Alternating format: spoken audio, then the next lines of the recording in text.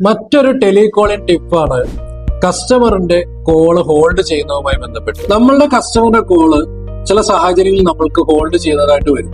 ഒരു ക്ലാരിഫിക്കേഷൻ അവർക്ക് കൊടുക്കുവാനോ അല്ലെങ്കിൽ നമ്മൾക്ക് നമ്മുടെ ഹയർ അതോറിറ്റിയുമായി ഡിസ്കസ് ചെയ്യാനൊക്കെ കസ്റ്റമറുടെ കോള് നമ്മൾ പല സാഹചര്യങ്ങളിലും ഹോൾഡ് ചെയ്യാറുണ്ട്. ഇത്തരം സാഹചര്യങ്ങളിൽ ഒരിക്കലും കസ്റ്റമറിന്റെ പെർമിഷൻ ഇല്ലാതെ നമ്മൾ അവരുടെ കോൾ ഹോൾഡ് ചെയ്യാൻ പാടുള്ളതല്ല. കസ്റ്റമറോട് കൃത്യമായിട്ട് അവരുടെ കോൾ 1 മിനിറ്റ് അല്ലെങ്കിൽ 30 സെക്കൻഡ് നമ്മൾ ഹോൾഡ് ചെയ്യുന്നു എന്ന് പറഞ്ഞുകൊണ്ട് തന്നെ വേണം കസ്റ്റമറിന്റെ കോൾ ഹോൾഡ് ചെയ്യാൻ. അതേപോലെ തന്നെ നമ്മൾ കസ്റ്റമറിന്റെ കോൾ ഹോൾഡ് ചെയ്തിരിക്കുന്ന സമയത്ത് നമ്മൾ പറഞ്ഞ സമയത്തിനുള്ളിൽ നമുക്ക് റെസ്പോണ്ട് ചെയ്യാൻ പറ്റിയില്ല എന്നുണ്ടെങ്കിൽ ആ സമയത്ത് കൃത്യമായി വീണ്ടും നമ്മൾ കസ്റ്റമറിനോട് റെസ്പോണ്ട് ചെയ്യണം. അത് കുറച്ച് അല്പസമയം കൂടി നമുക്ക് വേണമെന്നുള്ളത്. അല്ലാത്ത സമയം കസ്റ്റമറിന് നമ്മളുടെ ആ ഒരു കോളിൽ ഒരു ഇറിറ്റേഷൻ ഫീൽ ചെയ്യാറുണ്ട്.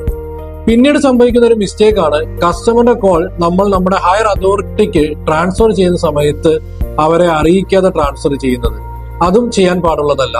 നമ്മൾ നമ്മുടെ കോള് മറ്റൊരാൾക്ക് ട്രാൻസ്ഫർ ചെയ്യുന്നുണ്ടെങ്കിൽ കൃത്യമായി അത് കസ്റ്റമറെ അറിയിച്ച് അത് ആർക്കാണ് കോള് ട്രാൻസ്ഫർ ചെയ്യുന്നത് എന്ന് പറഞ്ഞുകൊണ്ട് തന്നെ വേണം കോൾ ട്രാൻസ്ഫർ ചെയ്യാൻ.